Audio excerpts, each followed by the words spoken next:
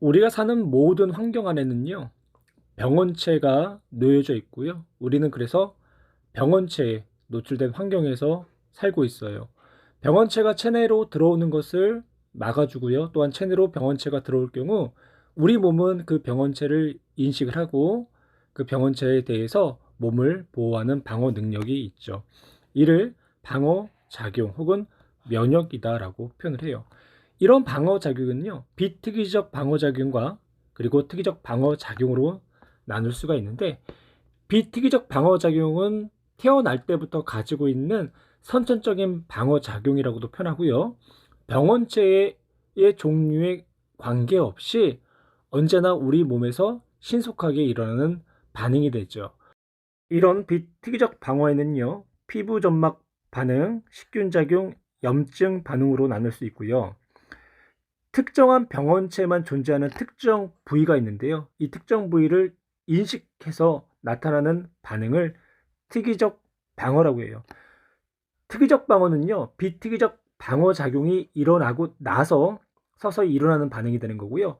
만약 이전에 같은 병원체에 노출된 적이 있으면 그 반응이 강해지게 나타나죠. 이런 특이적 방어 작용에는 세포성 면역과 체액성 면역이 있어요. 비특이적 방어 중 외부 방어벽에는요, 피부와 점막이 있고요. 피부는 각질층이 병원체가 몸속으로 들어오지 못하도록 차단하는 역할을 하고요. 또 피지샘과 땀샘에서 분비되는 라소자임이라는 성분이 병원체의 성장을 억제를 하죠. 라소자임은 세균은 세포벽인 펩티도 글리칸이라는 물질로 이루어져 있는데, 이를 가수분해를 시켜서요, 세균의 간염을 막는 항균 효과를 갖고 있는 물질이 돼요. 소화기관이나 호흡기관에는요, 끈끈한 점액을 분비하는 점막이라는 세포층으로 덮여 있고요. 점막에서 분비하는 점액은 미생물의 이동을 방해하거나 또한 라소자임이라는 물질 역시 들어있어서 세균의 침입을 막아주는 역할을 해요. 기관지에는 산모가 나 있고요. 점막으로 덮여있기 때문에 병원체나 미세먼지 등을 붙잡아서 가래의 형태로 체외로 배출을 시키기도 하죠. 위에는 강한 산성을 나타내는 위산을 분비하는 점막이 있어요. 그래서 음식물 속에 병원체를 제거하고요. 비특이적 반응 중 내부 반응에는요, 식세포 작용이라는 식균 작용이 있고요. 그리고 염증 반응이 있어요.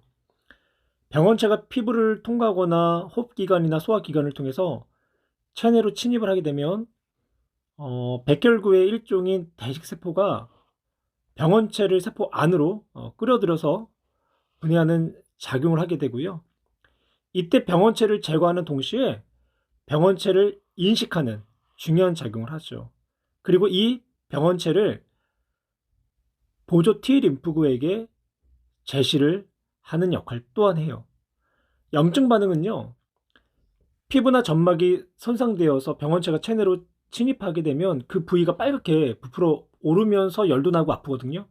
이를 이제 염증 반응이라고 하는 거죠. 손상된 피부나 점막을 통해서 병원체가 체내로 침입하게 되면 비만세포에서 히스타민이라는 화학 물질을 분비하고요. 이 히스타민이 그 주변에 있는 못의 혈관을 확장을 시켜요.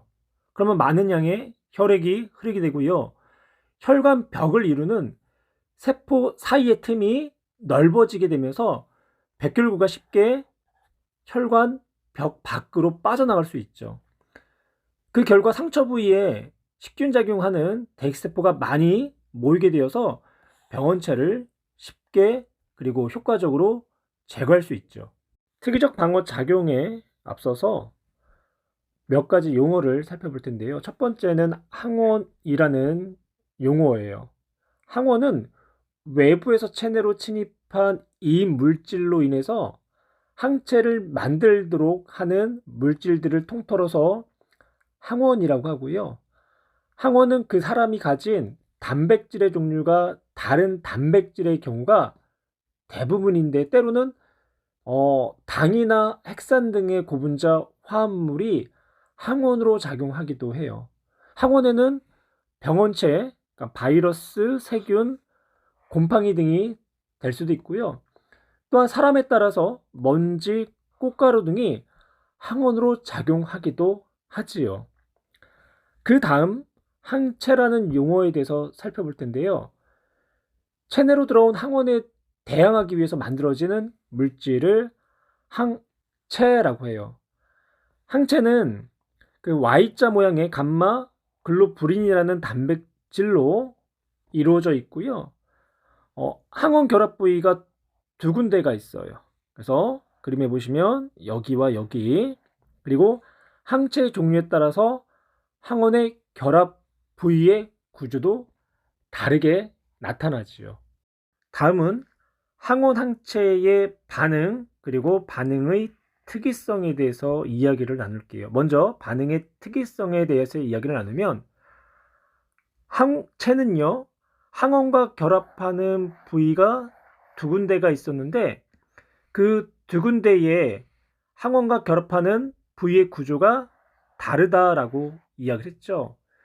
이렇게 항체는요, 독특한 항원 결합 부위를 가지고 있기 때문에 오직 그 항체를 만들게 한 항원하고만 결합할 수 있는 특성을 가지고 있다라는 것을 항원항체 반응의 특이성이다라고 이야기를 해요. 이렇게 항원과 항체가 결합을 하게 되면 항체는 항원의 기능을 약화시키는데요. 이러한 반응을 항원항체 반응이다라고 하는 거죠. 비특이적 방어작용에서는요, 항원의 종류에 관계없이 모든 항원을 제거하는 과정이 일어났지만, 특이적 방어작용에서는요, 항원의 종류를 인식한 그 항원에 대해서만 제거하는 과정이 일어나요. 이때 림프구가 관여를 하게 되고요. 림프구는 백혈구의 사촌관계라고 생각하시면 돼요. 백혈구처럼 골수에서 만들어지고요. 이때 B림프구는 골수에서 만들어져 가지고 골수에서 성숙을 하지만, T림프구는 만들어지는 장소는 골수로 같지만 가슴샘 혹은 다른 말로 흉선에서 성숙을 하게 돼요. 식세포 작용을 통해 대식세포가 병원체를 제거하고 동시에 병원체의 정보를 습득한다고 했죠. 이러한 습득된 정보를 보조 T림프구에게 제시하는 과정부터가 특이적 방어작용의 시작이 돼요. 특이적 방어를 세포성 면역과 체액성 면역으로 나눠서 설명할 거고요. 대식세포가 항원을 제거하는 동시에 항원의 정보를 습득해서 비활성 상태의 보조 T림프에게 제시한다고 했죠. 그러면 보조 T림프구는 제시된 항원에 대해서만 활성화가 되고요. 이렇게 특정한 항원에 대해서 활성화된 보조 T림프구가 사이토카인이라는 신호 전달 물질을 분비하게 되면 비활성 상태의 세포 동성 T림프구가 제시된 항원에 대해서만 활성화를 갖게 돼요. 그러면 이렇게 활성화된 세포 독성 T림프구가 병원체에 감염된 세포의 표면에 제시된 항원을 인식하고 감염된 세포와 직접 접촉한 다음에 화학물질을 분비해서 이런 감염된 세포를 파괴하는 거죠. 또한 활성화된 보조 T림프구는요, 사이토카인을 분비해서 B림프구를 활성화를 시켜요. 활성화된 B림프구는요, 빠르게 체세포 분열을 통해서 증식하고요. 또한 형질세포하고 기억세포로 분화가 돼요. 이때 분화라는 거는요, 기능이 서로 다른 세포로 전환되는 과정을 이야기를 하는 거죠. 이때 형질세포에서는요, 동일한 종류의 항체를 생성을 하고요. 이 항체가 항원을 제거하는 역할을 해요. 또한 기억세포는요, 면역계에 남아있다가 다시 같은 항원이 침입하게 되면 빠르게 증식을 하고 또다시 형질세포와 기억세포로 분화가 되어서 다량의 항체를 생성하고 그에 따라서 항원을 빠르게 제거하게 되는 거죠. 1차 면역 반응과 2차 면역 반응의 차이점을 살펴볼 거고요. 체내에 항원이 처음 침입했을 때 나타나는 면역 반응을 1차 면역 반응이라고 하고요. 같은 항원이 다시 침입할 경우 기억세포가 관여해서 신속하게 다량의 항체를 생성하는 면역 반응을 2차 면역 반응이라고 해요. 방금 언급한 것처럼 1차 면역과 2차 면역에서의 항체의 농도의 변화도 큰 차이를 보이긴 하지만 가장 큰 특징의 차이점은 잠복기가 있느냐 없느냐의 차이점이에요. 1차 침입했을 때는 항원을 인식해야 되죠. 이에 따라서 활성화를 시켜야 돼요. 그러면 활성화된 T림프가 세포 독성 T림프구를 활성화시키고 또한 B림프구를 활성시켜서 B림프로부터 형질세포가 분화돼야 되겠죠. 그리고 분화된 형질세포로부터 항체 A를 생성하는 데까지의 시간이 걸린다라는 거예요. 하지만 동일한 항원이 재침입을 했을 때는요. 기억세포로부터 형질세포가 분화되고요. 빠르게 다량의 항체가 생성되기 때문에 항원이 몸에 침입했는지 감지하지 못할 정도로 잠복기가 나타나질 않아요. 간염성 질병을 예방하기 위해서 만든 것으로 질병을 일으키지 않을 정도로 약화시킨 병원체 혹은 병원체가 생산한 독소 등으로 만든 주사를 백신 주사라고 얘기하죠. 백신의 작용 원리는요. 백신을 주사하게 되면 체내에 백신에 포함된 병원에 대해서 1차 면역 반응이 일어나고요. 또한 소량의 항체가 생성이 돼요.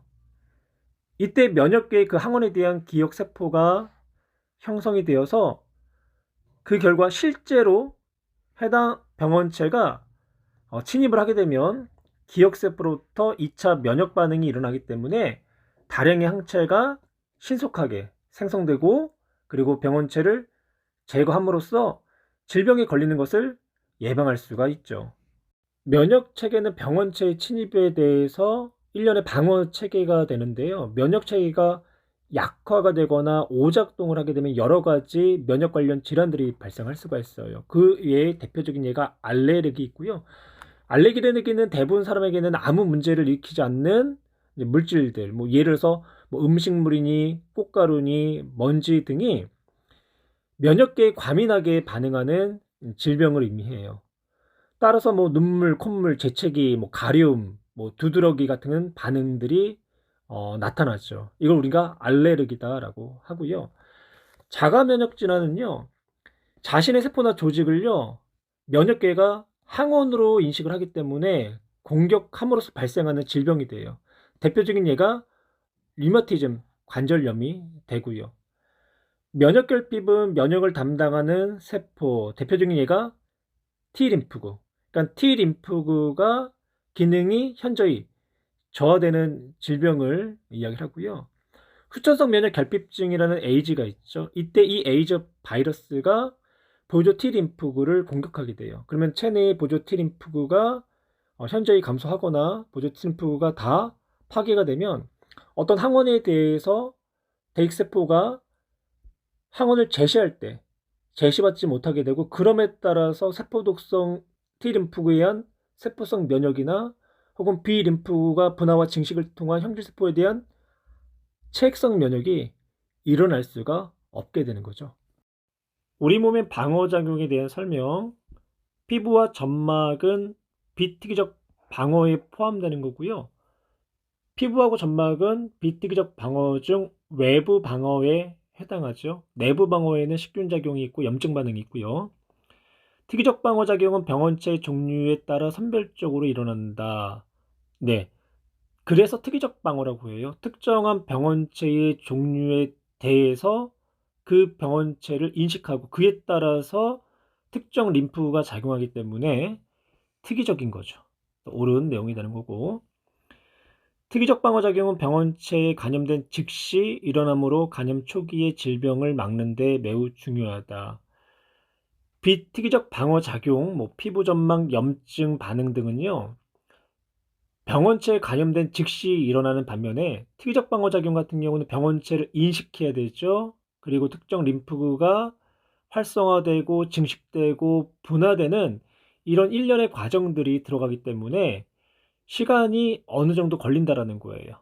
그래서 병원체에 감염된 즉시 일어나지는 않게 되는 거고요. 비특이적 방어 작용에 해당하는 것만을 보기에서 있는 대로 고른 것은 내부 방어인 식균 작용, 내부 방어인 염증 반응, 그리고 외부 방어인 피부와 점막이 비특이적 방어 작용에 해당하겠죠. 항체는 항원 결합 부위에 맞는 입체 구조를 가진 특정 항원하고만 결합하고, 항원 결합 부위에 맞는 입체 구조를 가진 특정 항원하고만 결합하고, 이걸 우리는 항원항체 반응의 특이성이다라고 얘기를 했죠.